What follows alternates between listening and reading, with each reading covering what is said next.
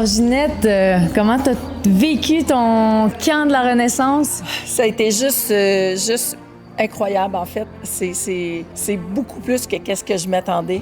Puis ça m'a apporté beaucoup plus que qu'est-ce que imaginé au début.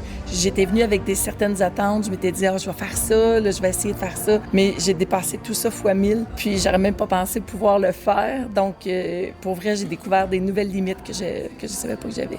Puis, tu sais, tant au niveau mentalement que physiquement, mettons, ça t'a apporté quoi? En quoi ça t'a impacté? Bien, en fait, moi, ça a brisé des plafonds de verre que j'avais. Ça m'a permis de comprendre que, bien, en fait, ça partait de moi, là. C'est pas... je me trouvais trop souvent des excuses physiques. Ben là, j'ai mal là. Fait que ça m'a permis de passer par-dessus ça. Puis, côté psychologique, pour vrai, ça a éclairci beaucoup de choses. Puis, ça m'a apporté une sérénité. Puis, ça m'a permis de tourner la page, en fait, de dire, OK, là, on n'est pas... Parce qu'on n'est pas dans un programme d'entraînement, on est vraiment dans un programme de transformation. Puis, c'est vraiment comme ça que je me sens, transformée ce matin.